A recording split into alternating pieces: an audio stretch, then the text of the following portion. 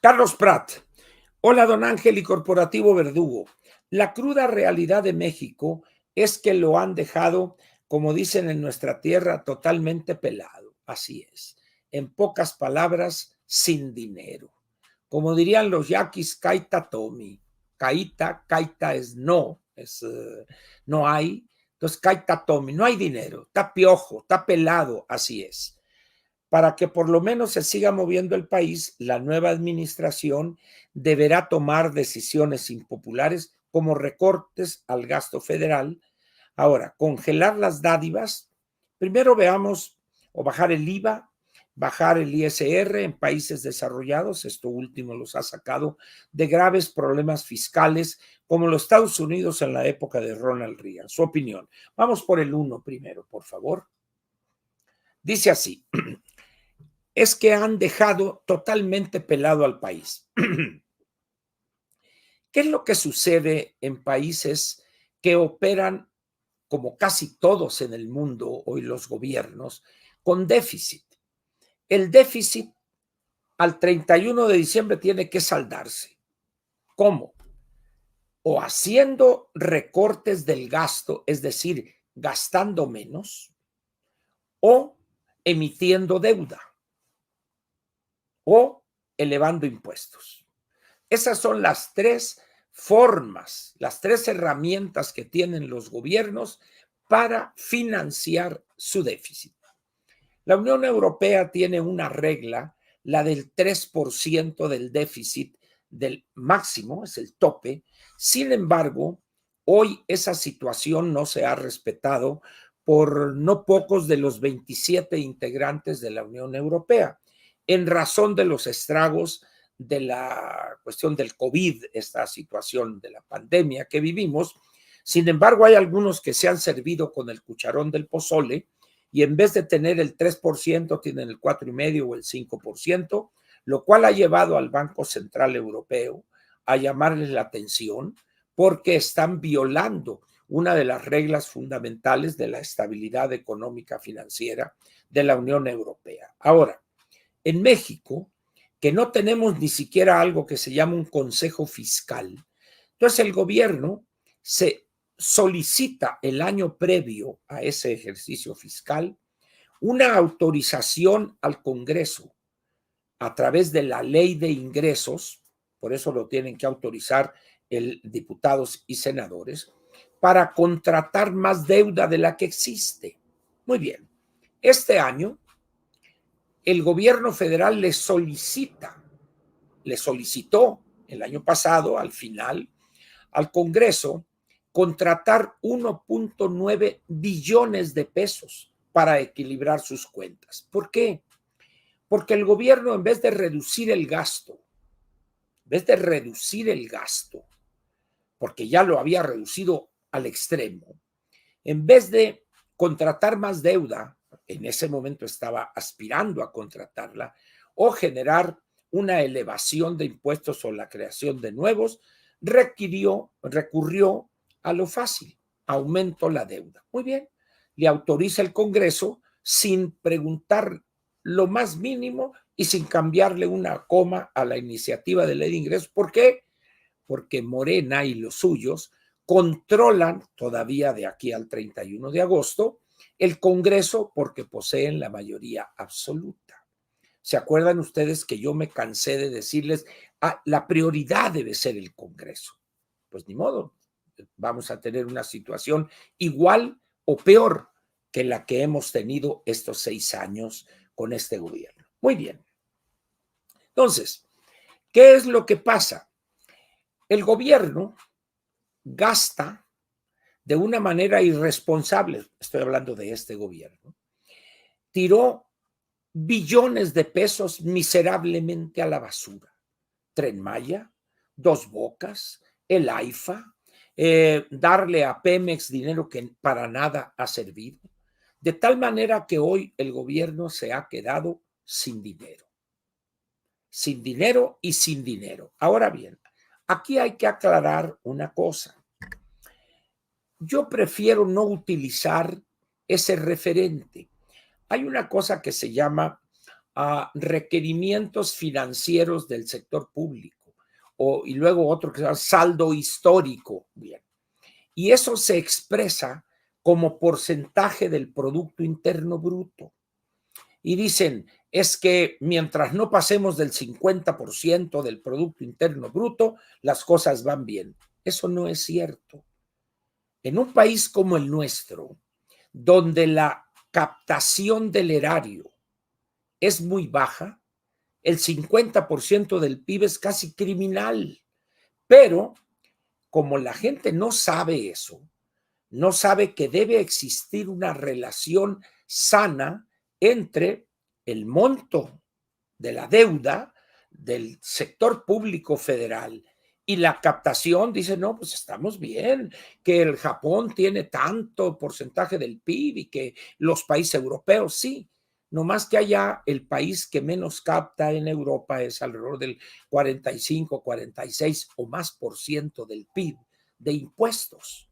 Nosotros andamos en el 16, 18, póngale 20%. Entonces, el que nuestra deuda llegue al 50, 51, 49% es una amenaza a la salud de las finanzas públicas porque captamos muy pocos impuestos. Pero por eso a mí no me gusta utilizar ese indicador porque además a nosotros no nos pagan con, bueno, vamos a contratar don Ángel aquí para que venga y nos dé pláticas con el 0.000003 del PIB. Así no funciona la economía. Me dicen, le vamos a pagar 1,000 pesos, 2,000, 5,000, que son lo que se llama cantidades nominales, porque tienen incorporada la inflación. Muy bien. La deuda con este gobierno ha pasado de 10.4 o 10.5 billones de pesos en noviembre del año 2018 a casi 16 en estos momentos. Es decir, un aumento prácticamente del 50%. Entonces, si para este año que viene, el 25, la Secretaría de Hacienda, ya en las nuevas condiciones y por los gastos que ya son obligatorios, irreductibles, aumento en las pensiones, etcétera, etcétera, y como no quiere hacer una reforma fiscal porque políticamente sería el acabose para ellos, y como ya no hay de dónde recortar, están en los huesos las secretarías, la infraestructura tirada, etcétera, etcétera, entonces el recurso fácil es aumentar la deuda. Si para este año se pidieron 1.9 billones de pesos, para el año que viene, si no hacen un recorte que nos llevaría a una recesión, pues estaríamos hablando de 2.5 billones de pesos. Pero vamos a ver qué sucede allá por a más tardar el 15 de noviembre, cuando entreguen o cuando deban entregar el paquete económico al Congreso. Ya veremos ahí cuál es el monto solicitado de endeudamiento. Ahora bien, eso ha dado como resultado que la economía entre en un estancamiento. El crecimiento potencial, que ese es el indicador, ese es el concepto, y el crecimiento potencial es el porcentaje al que podría crecer la economía mexicana.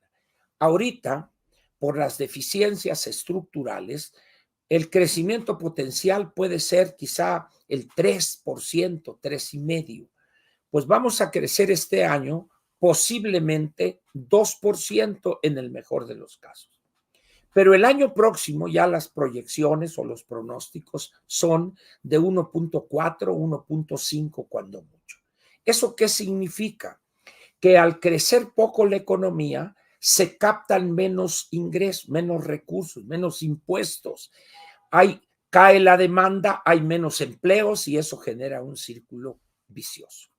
Muy bien, seguimos entonces con la parte 2. Dices, para que por lo menos se siga moviendo el país, la nueva administración deberá tomar decisiones impopulares, como son recortes a los gastos federales. Es cierto, pero resulta que lo ha hecho el 19, el 20, el 21, el 22, el 23 y también el 24. Pero ¿qué pasa? Que la gente no se da cuenta de eso. ni tendría por qué darse cuenta porque no son especialistas en finanzas públicas, en cuestiones impositivas. Entonces, simple y sencillamente ellos notan que hay menos empleo o que hay dificultades, etcétera, etcétera. Entonces, vamos a suponer que el gobierno diga, como está planteado en un documento que año con año tiene que entregar Hacienda, que se llama Precriterios, allá el último día de marzo, a más tardar. Dice, bueno, este año vamos a tener el 5.9 del déficit, que es el déficit más alto del gobierno federal en los últimos 30 años. Ese es el tamaño del hueco, del boquete para este año de este gobierno. Entonces dicen, pero el año que entra hay que bajarlo al 3%, es decir, a la mitad. Se puede hacer. Milei en Argentina lo ha logrado, incluso un nivel más alto todavía. Pero ¿qué significaría eso? Que el gobierno federal dejaría de gastar alrededor de 850 mil millones de pesos. Eso nos llevaría automáticamente a un periodo recesivo. Entonces, ¿qué pasa? Que Hacienda dijo bajarlo al 3% y luego dice la anticientífica al 3.5. 3.5 o 3 es lo mismo prácticamente. ¿Por qué? Porque lo que nos está diciendo el gobierno es que hay que bajarle a la deuda, hay que bajar ese déficit en la operación del gobierno. ¿Por qué? Porque al no crecer la economía yo no capto recursos para poder pagar ese déficit. Pero ahora tenemos a lo que he llamado yo este concepto científico, que son los glúteos veloces.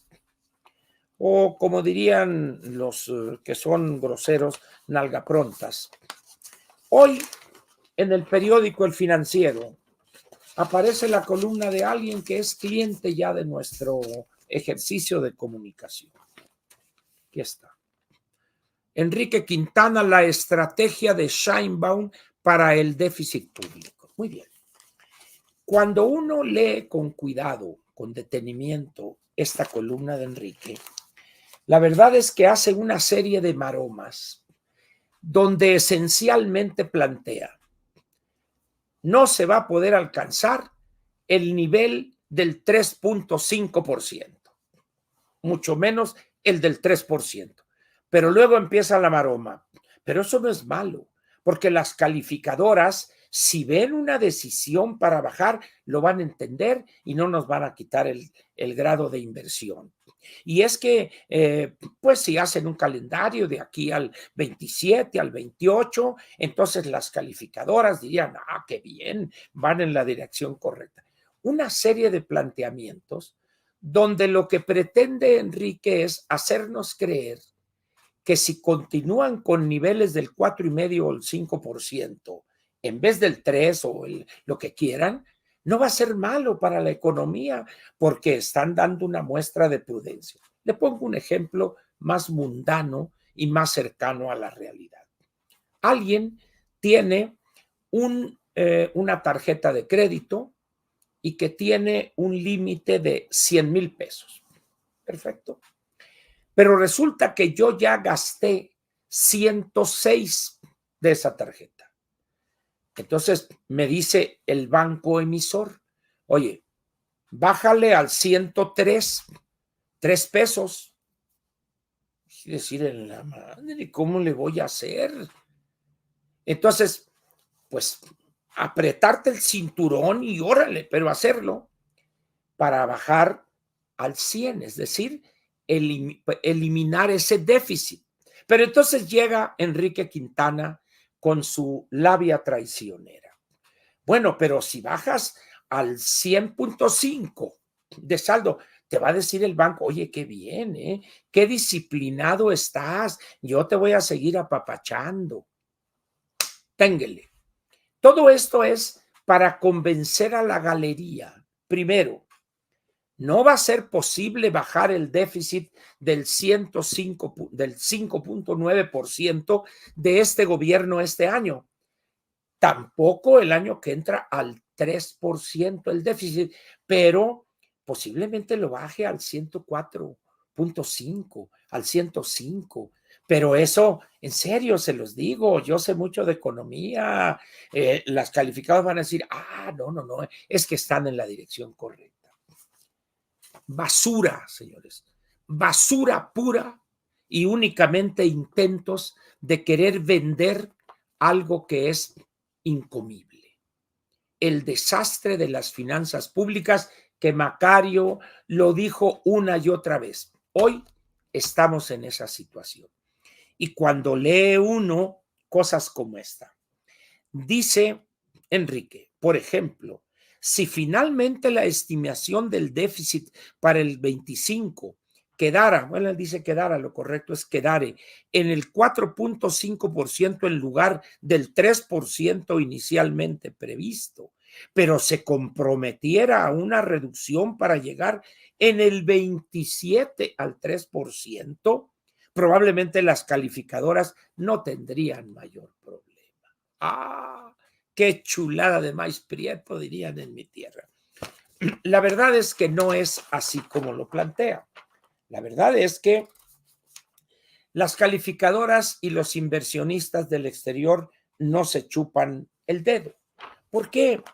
Porque cuando se llega a esa situación, eso significa que este gobierno no está en lo más mínimo dispuesto a enfrentar los severos problemas estructurales de este país o de esta economía o de esta actividad política. Lucha en serio contra el crimen organizado, hacer valer la ley por todos sin distingo alguna y una austeridad total, en serio, no como esta babosada de López Obrador y que ya la ha planteado la anticientífica, fusionar secretarías, por ejemplo, eliminar burocracia, liquidar 70, 80 mil trabajadores en Pemex, dedicarse a lo que le deja dinero, que es la extracción de crudo, etcétera, etcétera. Pero como eso no están dispuestos a hacerlo porque se les cae su estructura demagógica, tiene a especialistas o expertos como Enrique que le dicen, no, bueno, si es nomás el 4.5, está bien, hombre, porque el 27 ya llegarás al 3,5 y las calificadoras van a decir, qué bien, qué disciplinado es el gobierno. Ténguele. ¿Por qué?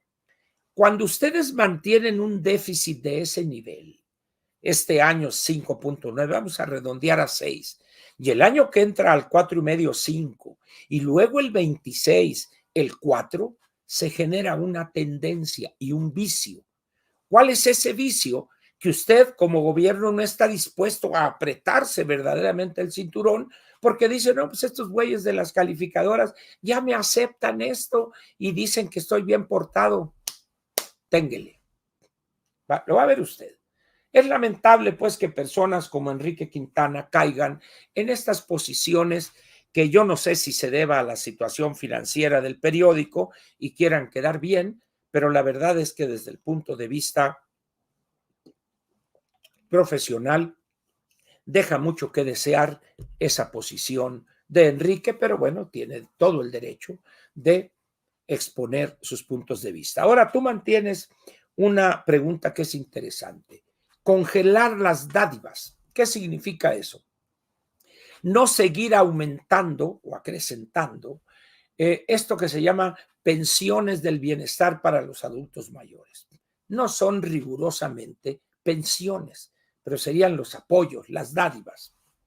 Cuando ya uno ve la cantidad que significa año con año del presupuesto, se va uno para atrás. ¿Por qué? Porque al mismo tiempo se toma del presupuesto de egresos de la federación el compromiso que adquirió, que asumió el gobierno federal en 1997, cuando pasamos del sistema de reparto al sistema de cuentas individuales. En esas condiciones, pues, eso va aumentando alrededor del 14, 15% al año.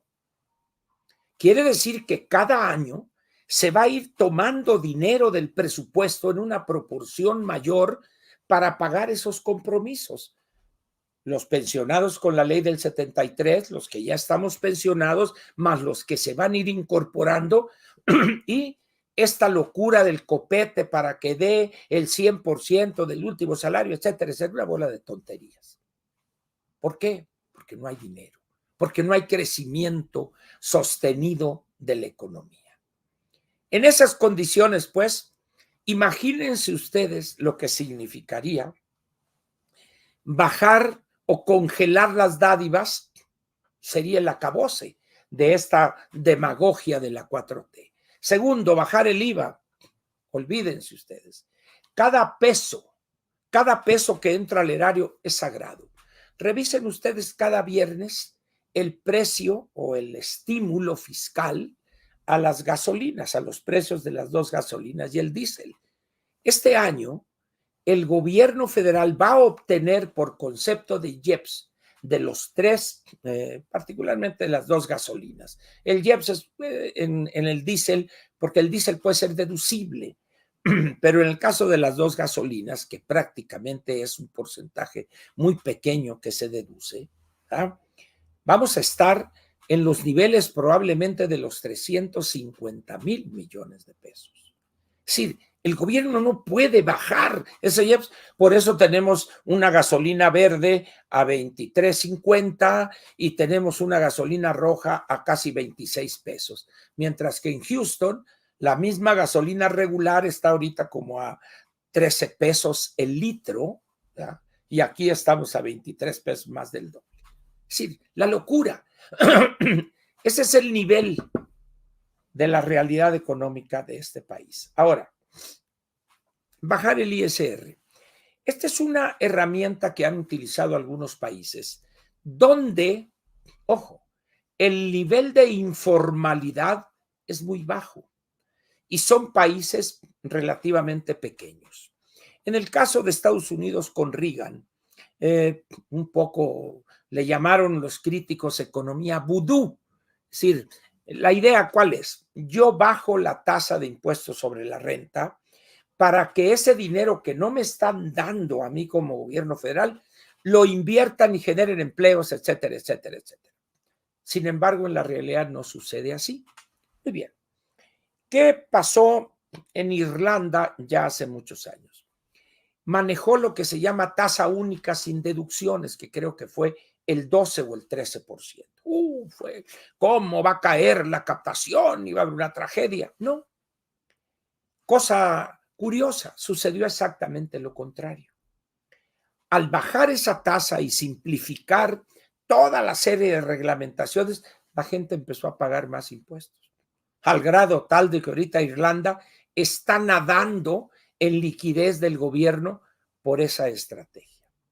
En México, que tenemos una captación bajísima, frente a economías de las mismas dimensiones, que tenemos una informalidad que daña totalmente a las finanzas públicas, pues en esas condiciones eso no funcionaría.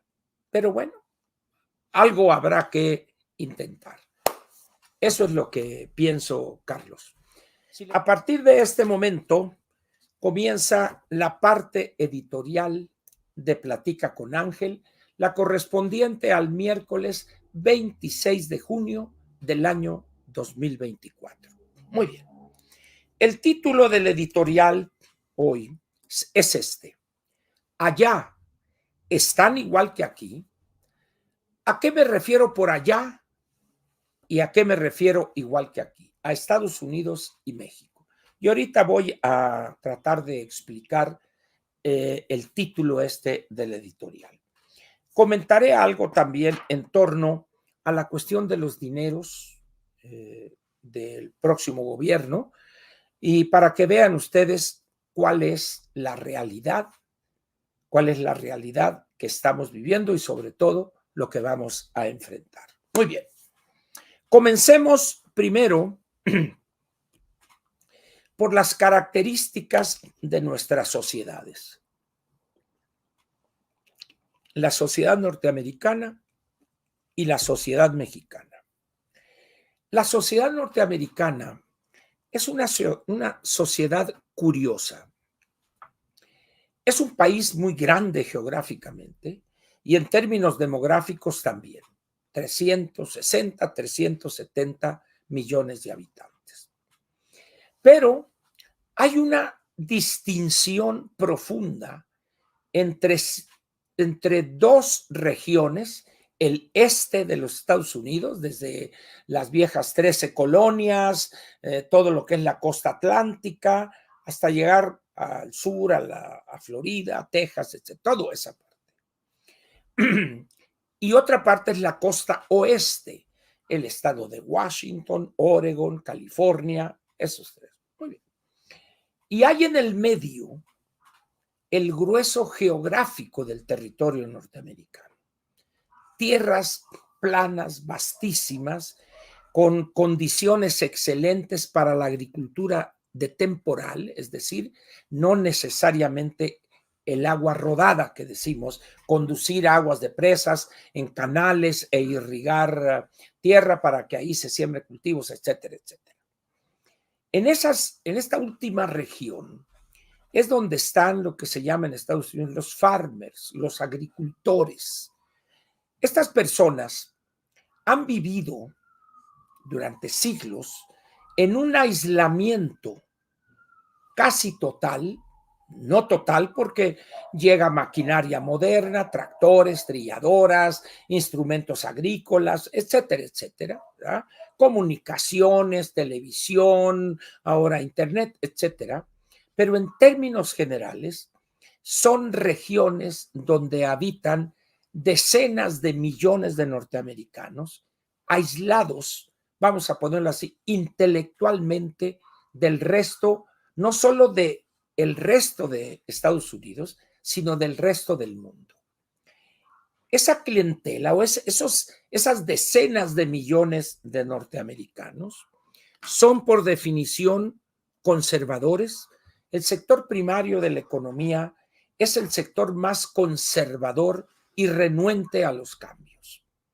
Usted puede hablar con un empresario del sector secundario, transforma cosas, produce cosas, o del sector terciario, los servicios de todo tipo, comercio, turismo, etcétera, etcétera. Y si usted habla con integrantes de estos dos últimos sectores, podrá convencerlos con argumentos. La necesidad de evaluar correctamente una inversión, etcétera, o de por allá cambiar de la línea de este producto porque el mercado, etcétera, etcétera. Pero usted quiere cambiar a un agricultor y decirle, oye, es que tienes que cambiar. Esto que estás haciendo ya no funciona. Un pedacito de tierra de 5 hectáreas ya no es viable económicamente, pero aquí nacieron mis bisabuelos, aquí murieron y aquí nací yo y aquí voy a morir. Bueno, sí, no discuto, todos nos vamos a morir, pero lo que estás haciendo es una soberana estupidez. Estás perdiendo dinero. No. Y es que este gobierno de Washington, el pantano, utiliza nuestro dinero para regalárselo a los comunistas y una bola de estupideces. Esta clientela última es la que ha logrado cooptar y captar Donald Trump. Son los deplorables que habló Hillary Clinton, son los de menos educación, los menos preparados, por ende, y también los más jodidos, los más pobres en términos de su calidad de vida. Ustedes recorren esas grandes extensiones de tierra agrícola y van a encontrar un agricultor, un farmer que vive en el mismo terreno, en su tierra, en su campo, pudiéramos decir, y tiene una troquita modelo 2000 y ahí la tiene, la usa poco y sale y va al pueblo, compra el mandado y luego regresa y ahí vive con una antena de televisión, una cosa satelital que ya está más moderna que aquellos platotes que había, y ahí viendo el programa del CNN, donde está Fox, donde está lo más conservador mediáticamente hablando, Estados Unidos, y ese es su alimento. Esos son la presa fácil de Trump. hay que cerrar las fronteras, que no vengan estos mexicanos violadores, narcotraficantes, asesinos, y que tenemos que cerrarnos porque el mundo nos está robando, etcétera, etcétera. Y esa gente, como consecuencia de su ignorancia, que produce aislamiento del resto del mundo, acepta eso por bueno. El gran peligro para los Estados Unidos hoy es el regreso de Trump a la presidencia con su visión nefasta y perversa y destructora, y aislacionista, por supuesto. Sin embargo, las democracias, pues a veces se equivocan, en no pocas veces. Entonces, si bien hay signos, recuerde usted que yo he dicho que mi posición es que pienso que va a ganar Biden, ¿no? Que finalmente el elector norteamericano se va a dar cuenta de lo que ha pasado en la economía con este gobierno y va a votar con el bolsillo, con la chequera o con la cartera. Pues. Pero es otra cosa. Entonces Trump está fincando su victoria en esas personas que viven alejadas del mundo. Intelectualmente su nivel es sumamente bajo. No se informan, nomás Fox News es su alimento, vamos a decir, espiritual. ¿Ya? Son sumamente conservadores, muy religiosos, y la modernización, la cuestión cosmopolita está en esa franja en el este norteamericano, Washington, ni se diga, Nueva York, etcétera, y por otro lado California, que muchos lo ven como un estado del pecado, etcétera, etcétera, drogas legalizadas y tonterías que dicen estas personas. Pero hoy se está dando una coyuntura muy interesante. No hay un periodo presidencial desde la Segunda Guerra Mundial a la fecha donde la economía norteamericana haya crecido más que con el presidente Biden, que haya creado más empleos que los millones que ha creado el presidente Biden y que haya sido capaz de recuperarse rápidamente de los efectos de la pandemia que con el gobierno de Biden. Eso ahí está. Estados Unidos ya llevaba en la época del presidente Obama un nivel de desempleo muy bajo. Bueno, con el presidente Biden, ese desempleo abierto, que es el concepto técnico, está en niveles de 3.4, 3.5%, que es un nivel peligroso, aunque a usted le parezca un contrasentido. ¿Por qué? Porque al estar el desempleo tan bajo, eso quiere decir que hay presiones inflacionarias ante la baja oferta de mano de obra. De tal manera que hay ahorita actividades en los Estados Unidos que tienen serias dificultades para encontrar empleados o trabajadores. Hay casos donde para usted firma, se compromete a trabajar con esa empresa y le dan ahí cash $2,000. El salario mínimo, que nominalmente es de $7.75, en muchos estados anda en $15 y $16. ¿Por qué? Porque por menos las personas no quieren trabajar. Luego hay otro problema. Con la pandemia se fueron a su casa alrededor de 5,5 millones de trabajadores. Han regresado 2,5, 3 millones. Quiere decir que la economía se quedó después de la pandemia con un faltante frente a la situación previa de casi 3 millones de trabajadores. Y qué cosa tan curiosa, que ante eso, esa población que le mencioné, aislacionista, conservadora en extremo, Trump y los suyos, se niegan a encontrar un mecanismo para aceptar migrantes e incorporarlos a la producción. Entonces dicen, estos deben de estar locos. Cuando más evidente es la falta de mano de obra, más se cierran a traer personas, porque además los norteamericanos no quieren trabajar. Dicen, no, yo voy a irme a trabajar al field, como dicen a los campos, trabajar en un rastro, en un hotel, ahí limpiando camas. No.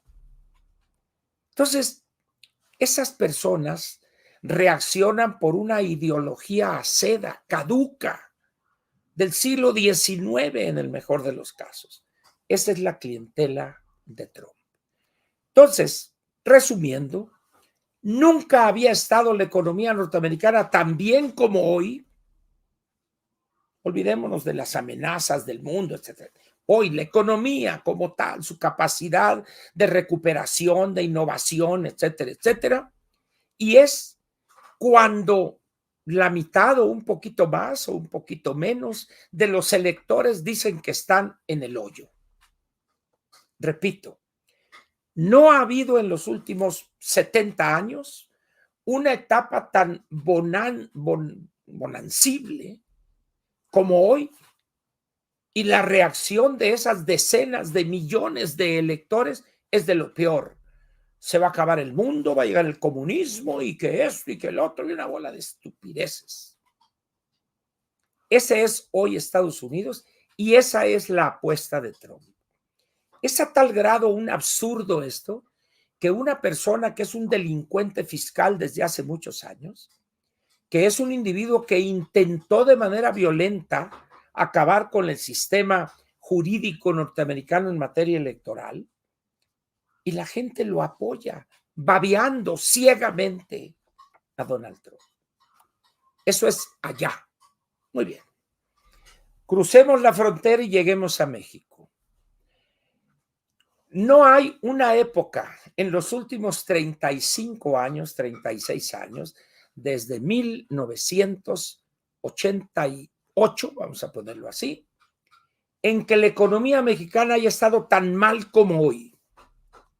Un déficit del 6% del Producto Interno Bruto, el más alto en los últimos 30 años, el más alto desde 1994, en que hayamos estado más aislados del mundo, en que el crimen organizado controla vastas regiones del país, con una burocracia incapaz, corrupta, inexperta, con un presidente loco, fundamentalista, aliado con lo peor de la política en el mundo, con Maduro, con el que estaba Alberto Fernández, o Daniel Ortega, o los cubanos, Rusia, China, etcétera.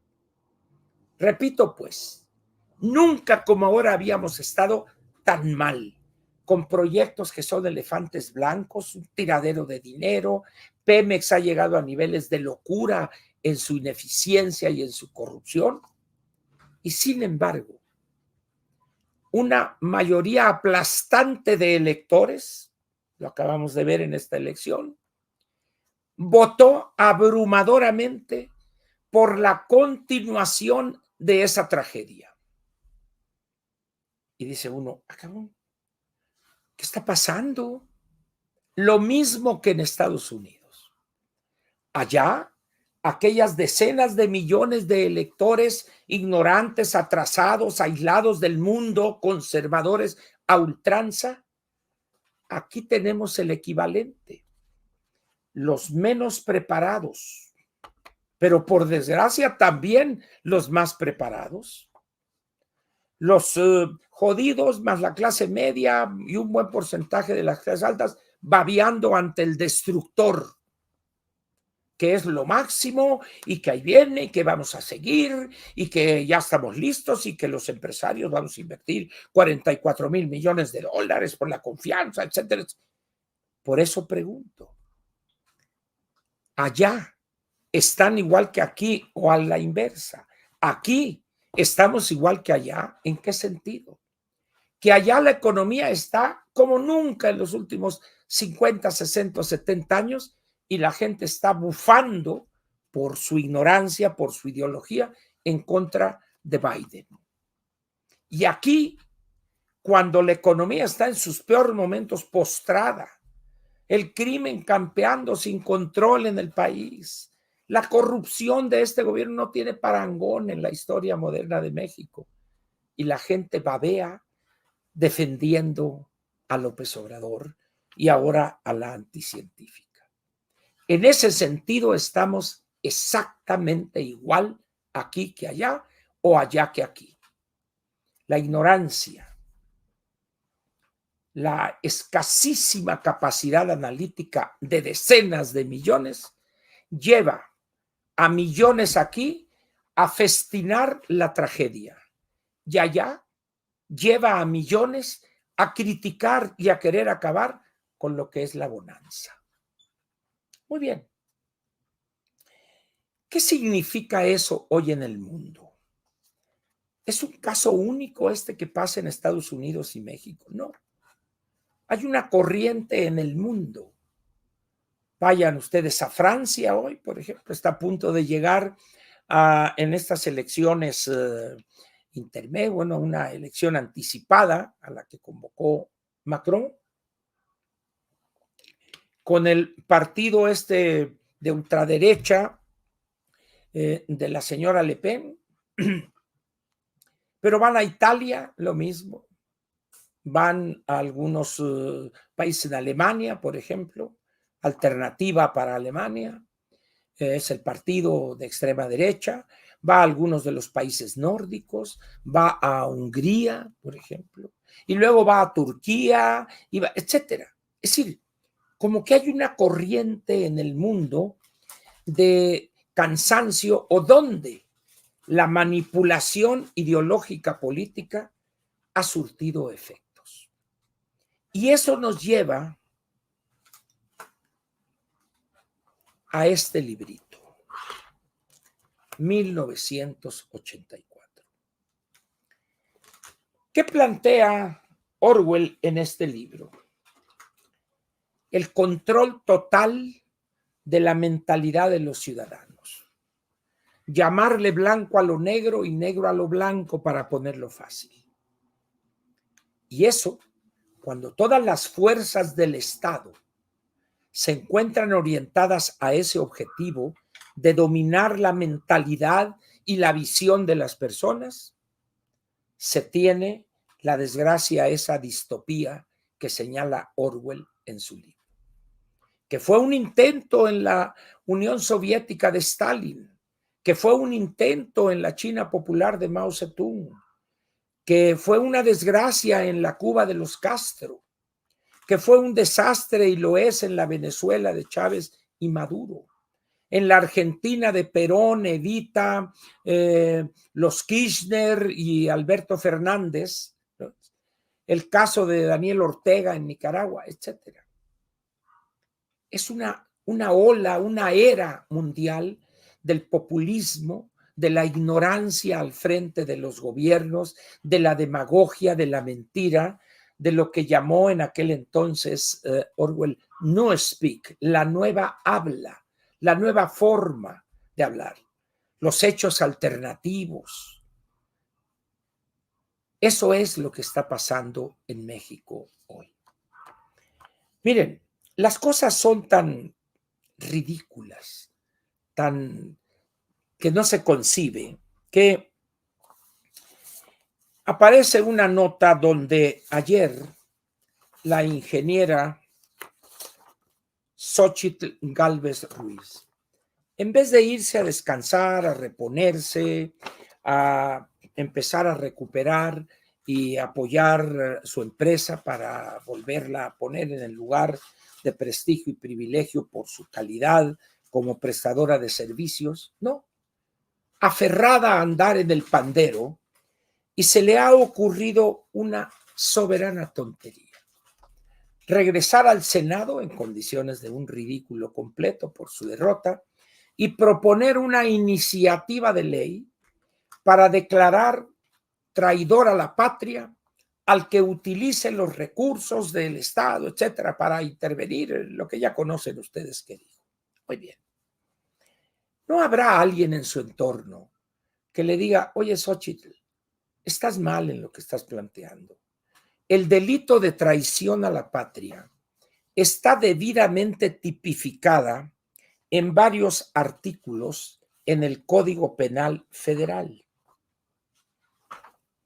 Para aquellos que tengan la curiosidad, revisen ustedes en el Código Penal Federal, libro segundo, título primero, aquí está, delitos contra la seguridad de la nación, capítulo 1, traición a la patria. Muy bien. Artículo 123. Se impondrá la pena de prisión de 5 a 40 años y multa hasta de 50,000 pesos al mexicano que cometa traición a la patria en alguna de las formas siguientes. 1. Realice actos contra la independencia, soberanía e integridad de la nación mexicana con la finalidad de someterla a persona, grupo o gobierno extranjero. 2. Tome parte en actos de hostilidad en contra de la nación mediante acciones bélicas a las órdenes de un Estado extranjero o coopere con esto en alguna forma que pueda perjudicar a México. Y luego vienen otros numerales, números romanos iguales.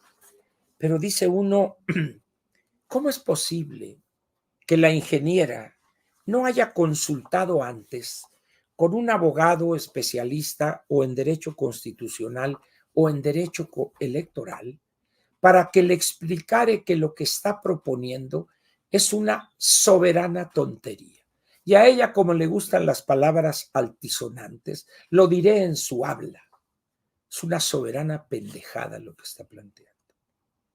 Hay una ley que no me cansaré de citar para aquellos que hablan del fraude electoral, que es la Ley General en materia de delitos electorales.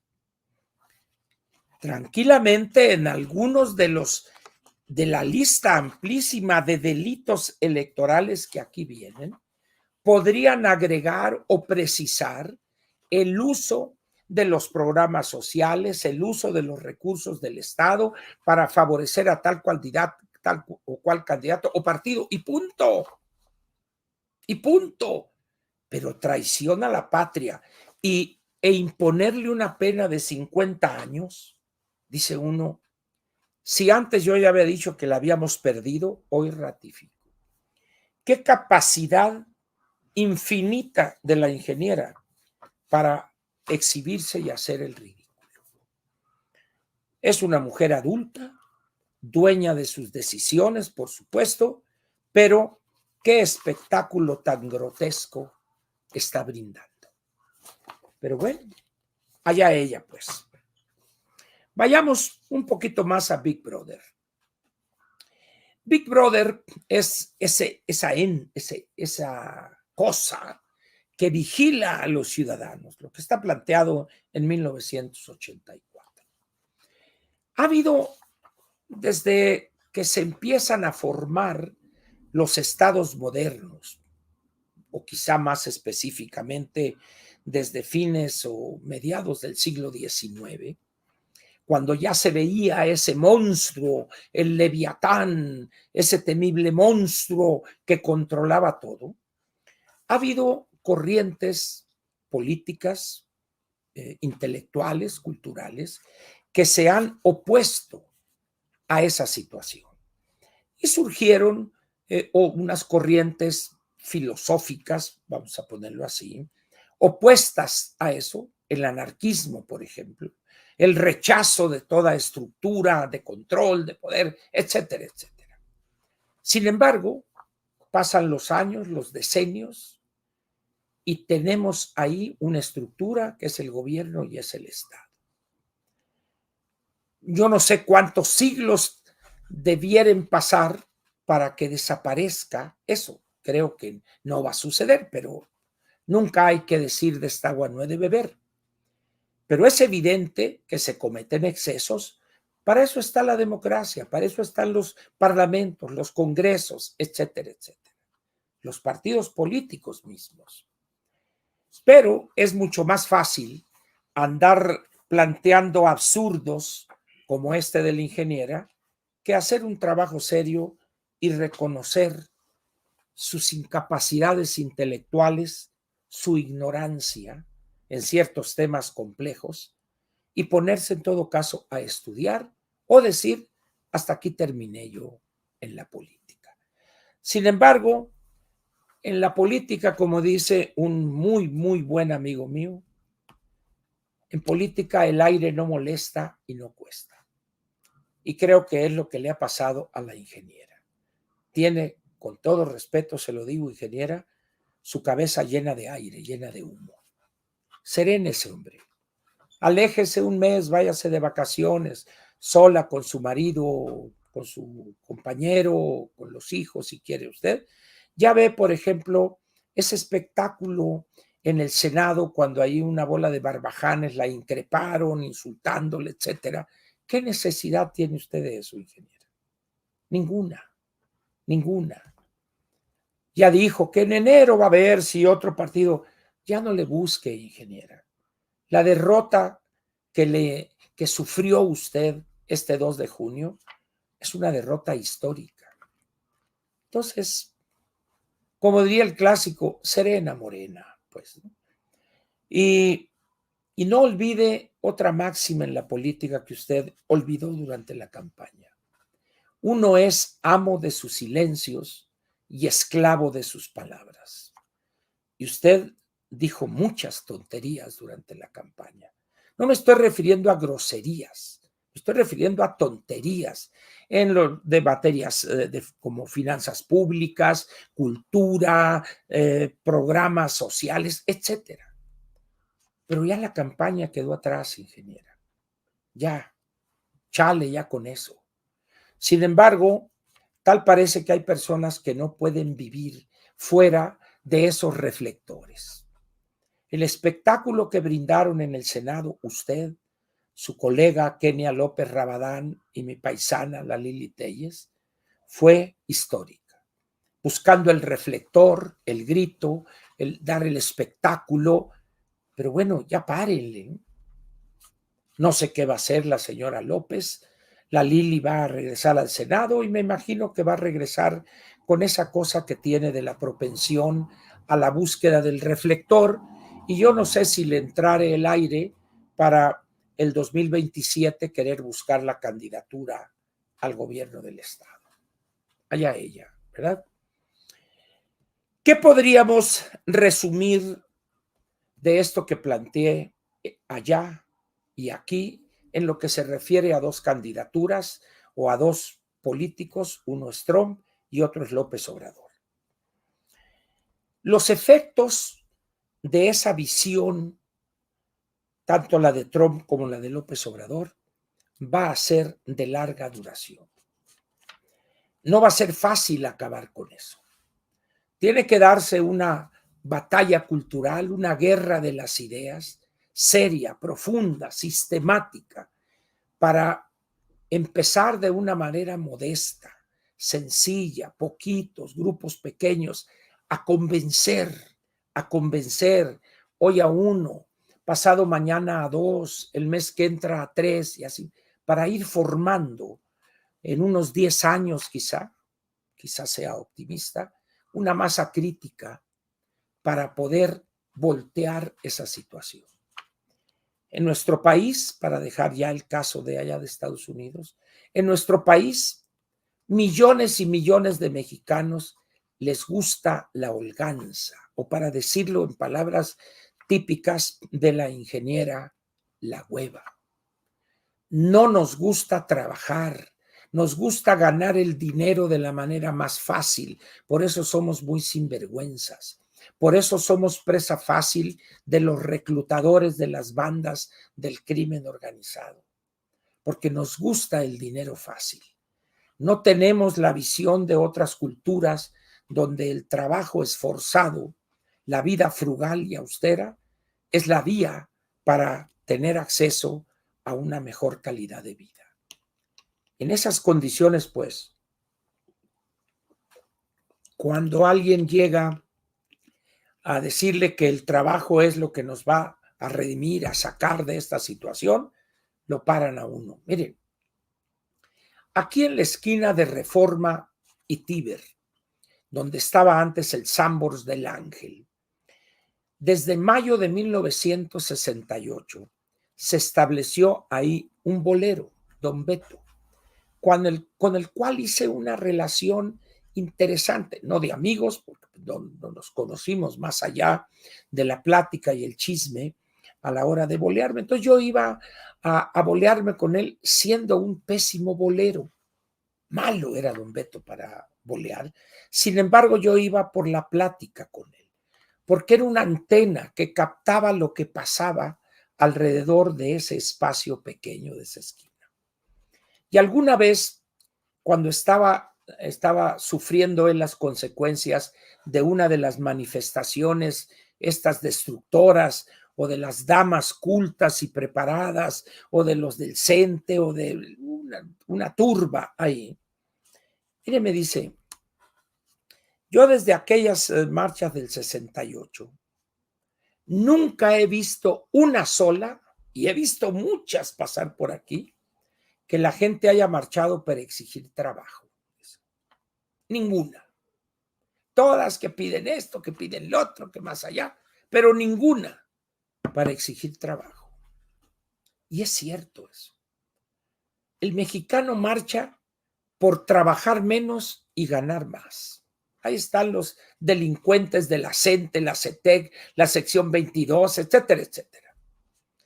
El mexicano es muy afecto que si no hay agua, bloquea el periférico o bloquea una vialidad importante, una carretera, etcétera. Exigimos agua.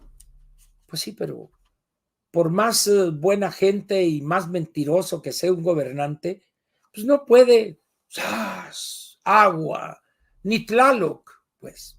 Sin embargo, fácilmente son movilizados 20, 30, 50, 100 desempleados o señoras de la casa que ya terminaron de preparar las cosas, lavar los trastes y salen y a detener y causar una crisis de tránsito, de movilidad tremenda. Y no hay agua. ¿Por qué? Porque somos apoyadores de gobiernos de incapaces y cobardes que no se atreven a decirnos cómo enfrentar el problema del agua. Porque si nos dicen, en ese momento ya no vamos a votar por ellos. Y vamos a salir a las calles y a causar un problema. Así es el mexicano.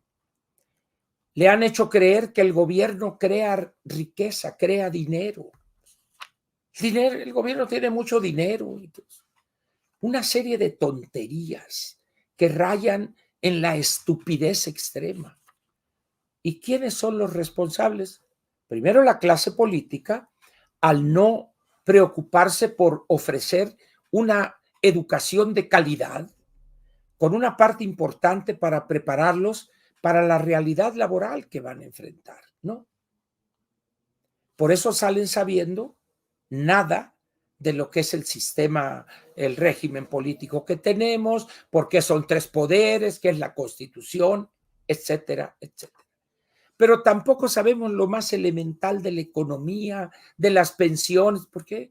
Pues porque los legisladores, diputados, senadores de todos los partidos no les interesa meterse en esas honduras.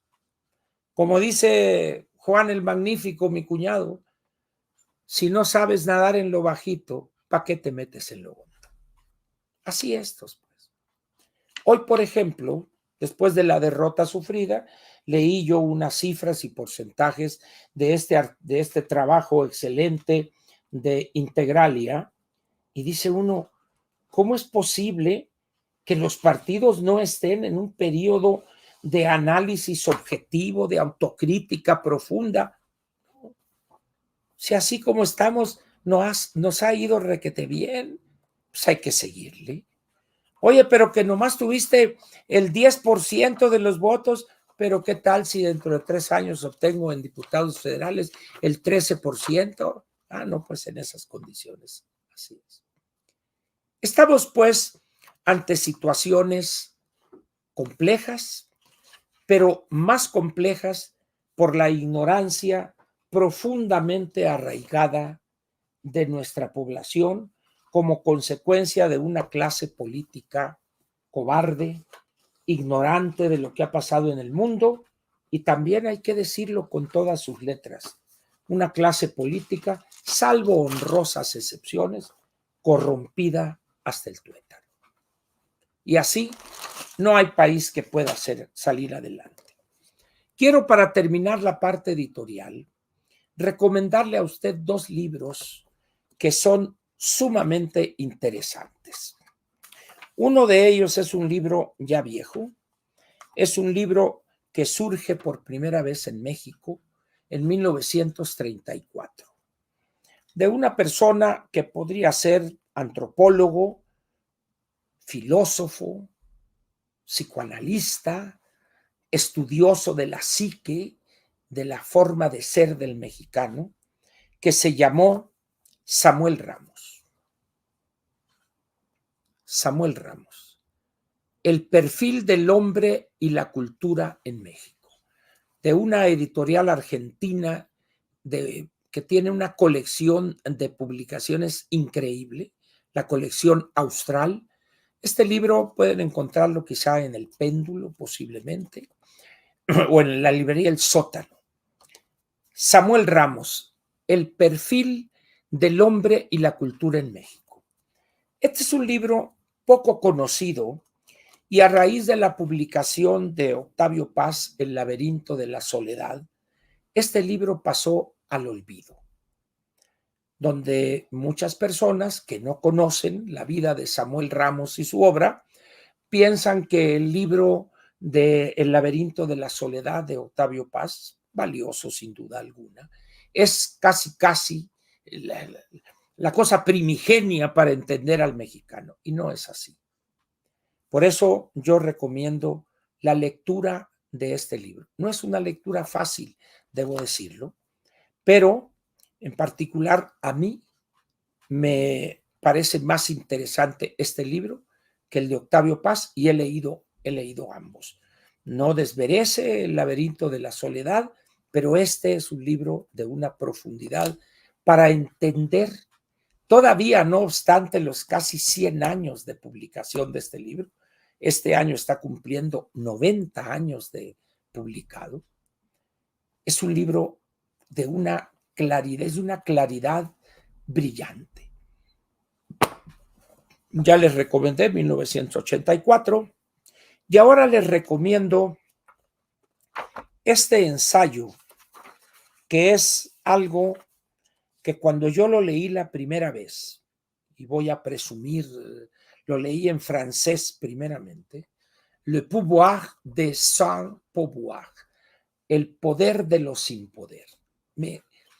Me deslumbró este libro de Václav Havel. Václav Havel fue un intelectual, un dramaturgo, obras de teatro, ensayos, etcétera, checoslovaco. Todavía en aquel entonces la República Checa y Eslovaquia estaban juntas y privaba en ese país el régimen socialista, la dictadura impuesta por los soviéticos con los tanques del Ejército Rojo después de la Segunda Guerra Mundial. Aquí está este trabajo. Václav Havel, El poder de lo sin poder. Este es un libro muy interesante y que además se puede decir que es un manifiesto a hacer algo para cambiar un país. Cuando Havel dice el poder de lo sin poder, lo que está diciendo es que los que no tenemos poder, tenemos tanto porque somos muchos. Por eso el título, el poder de los que aparentemente no tienen poder. ¿Y qué hemos hecho en México? En vez de estudiar este tipo de libros y adecuarlos a las condiciones de nuestro país, ahí andamos preocupados por la suerte de algún hombre vestido de mujer votando por él, o por la suerte de la selección mexicana en algo que se llama la Copa América, o los más conocedores babeando ante los equipos que participan en la Eurocopa. Sin embargo, la crisis política e ideológica en la que estamos sumergidos hoy obliga a leer al menos este último libro de Václav Havel, que es un ensayo precioso, El poder de lo sin poder. Búsquenlo. No es fácil encontrarlo. En Amazon pueden encontrarlo.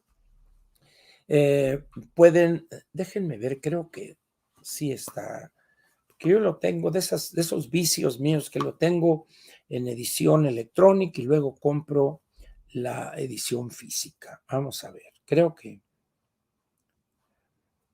vamos a ver. Aquí está Havel, aquí está. Sí, lo tengo aquí en inglés. Déjenme ver que aparezca. No lo tengo en español. Creo que Amazon no lo tiene en español. Pero déjenme ver si efectivamente es correcto lo que digo. El poder de los sin poder. Vamos a ver. No lo tengo. No lo tengo. Así es. Entonces, pero pueden buscarlo. O sea, si saben leer inglés, no hay ningún problema. Lo pueden encontrar en Amazon, en Kindle.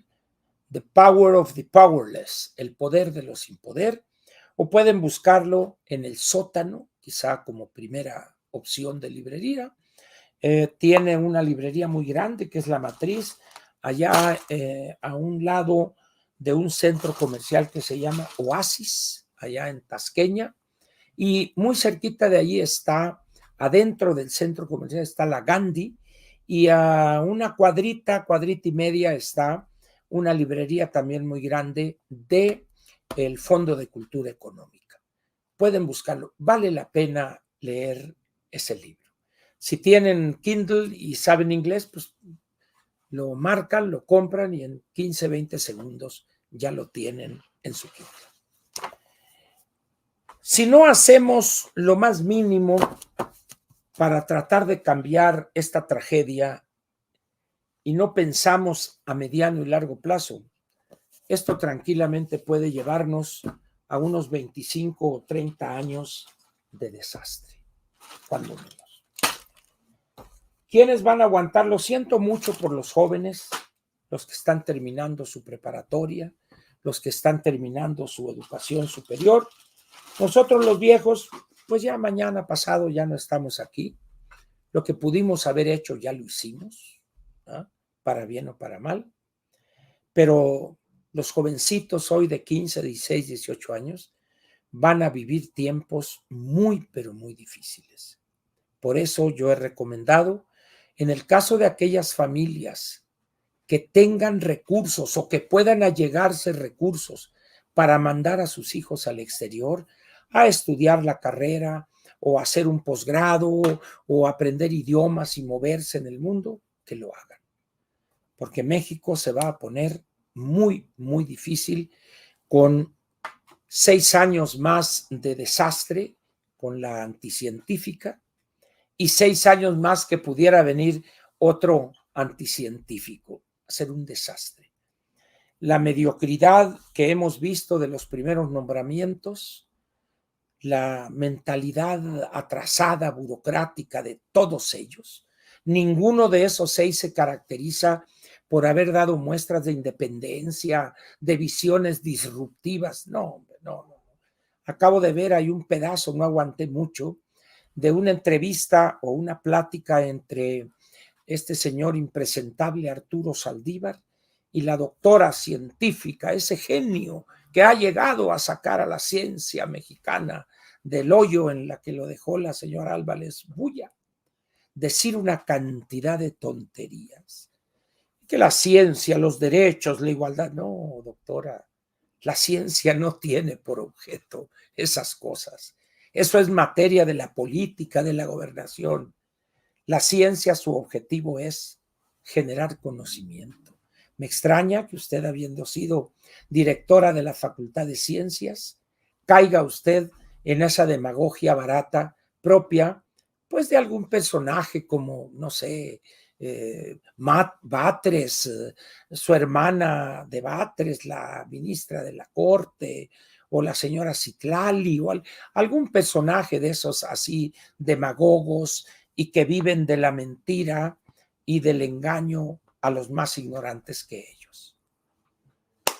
Aquí termina en este momento la parte editorial de Platica con Ángel. Espero que estos libros recomendados sean de su interés y que piense usted en esa similitud que hay hoy entre una buena parte de la sociedad norteamericana frente al éxito económico propiciado por el gobierno del presidente Biden y que piense en el desastre que es este país, la tragedia y el apoyo ciego,